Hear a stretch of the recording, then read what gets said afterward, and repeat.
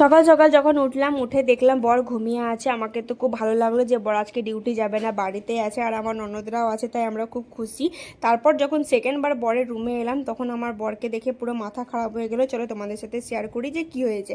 এখন টাইম হচ্ছে 3:35। আমি ভোরে উঠে গেছিলাম। ওঠার পরে আমি এখানে আয়নার সামনে একটু ভিডিও বানিয়ে নিলাম। মানে উজু করিনি এখনও, উজু করবো যেহেতু আমার কপালে টিপ আছে, তাই আমি এখনও উজু করিনি। এখানে বরকে সেহরি করতে দিয়ে দিয়েছি, বর সেহরি করছে। এখানে জিজুকেও দিয়ে দিয়েছিলাম, আর আমিও সেহরি করে নামাজ পড়ে ঘুমিয়ে পড়েছিলাম। সকালে উঠে দেখলাম এখানে মাহি উঠে বসে আছে। ওর মন মেজাজ ভালো ছিল না, মানে সেরকম কিছু না, সকালে উঠে কম বেশি সবারই মুড অফ থাকে, তাই ওরও মুড অফ ছিল। আমি ওকে ওর হালে ছেড়ে আমি চলে গেলাম দ্বিতীয়বার বরকে ওঠানোর জন্য।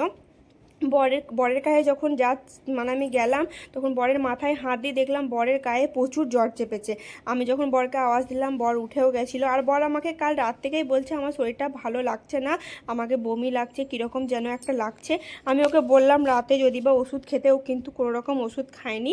আর আজকে ওকে কোনো রকম এখনও ওষুধ দেওয়া যাবে না যতক্ষণ না রোজা খুলছে। রোজা খোলার পরে ওকে ওষুধ দেওয়া যাবে। তারপর আমি ওকে বললাম তুমি রেস্ট করো, আমি সব কাজগুলো তখন মানে জলদি জলদি গুটিয়ে নিই, তাহলেই মানে আরাম পাবে।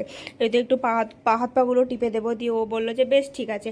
তারপর ও গোসল টোসল করে এখানে দাঁড়িয়ে আছে, জুম্মা নামাজ পড়তে যাবে। ওর শরীরটা একদম চলছে না, ওকে দেখে বুঝতেই পারছো ও মানে শরীরে কোনো এনার্জি নেই ওর, বেচারা। ওকে জিজু নিয়ে গেল গাড়িতে, ও যদি বা বাইকে যায়, কিন্তু জিজু বললো যে না চলো, আজকে প্রচুর রোদ ছিল আর দিনটা ছিল জুম্মার দিন, আর রমজানের তৃতীয় জুম্মা পড়েছিল আলহামদুলিল্লাহ।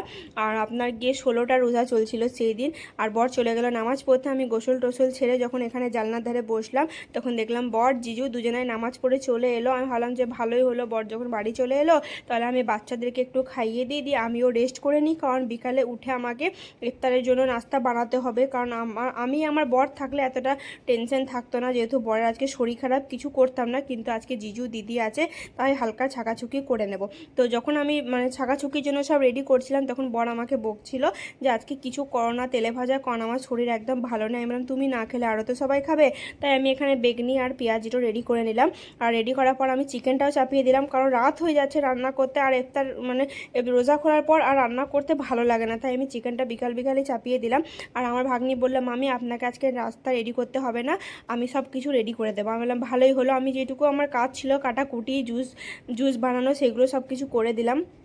মানে শরবতগুলো সব কিছু রেডি করে দিয়ে দিলাম। ও সব কিছু বাসনে সাজিয়ে দিল, চানাতে যেই সব কাঁচা চানাতে সমস্ত সামান লাগে ও সব কিছু দিয়ে রেডি করে রেখে দিল। আর আমার মোস্ট ফেভারিট যেটা ছিল সেটা হচ্ছে পুদিনা পাতার শরবত, আমার ভীষণ ভালো লাগে। আর তোমরাও তোমাদের বাড়িতে ট্রাই করে দেখো, খুব ভালো লাগবে খেতে। তারপর এখানে জিজু আমার সাথে ইয়ার্কি মেরে নিচ্ছিল, ও তো জিজু মারবে যাই হোক। আর এখানে আমার বড় রোজা খুলে নিচ্ছিল। আর এখানে আমার ছেলে দেখো কেমন ওপরে বসে বসে লেস খাচ্ছে, পাকামো করছে। আর এখানে আমার ভাগ্নি মানে ম্যাডাম এখানে বসে বসে ও দোয়া করছে।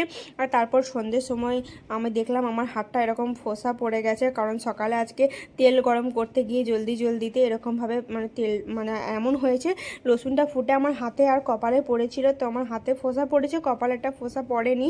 তাই আমি বরকে দেখাচ্ছিলাম, বর এখানে দেখছিল। ও বেচারা কি করবে, ও নিজের গল্প বলছে, ও শরীর চলছে না, ওকে ভালো লাগছে না, ওর শরীর খারাপ, ও আর বেশি দিন বাঁচবে না, ও অনেক কিছু বলছিল। আমি ওই ভয়েসটা তোমাদের সাথে শেয়ার করলাম না, যেহেতু শোনাটা তোমাদের ঠিক হবে না, তাই আমি তোমাদেরকে সবটা শেয়ার করলাম না। আমি নিজের ভয়েস ওভারটাই দিলাম।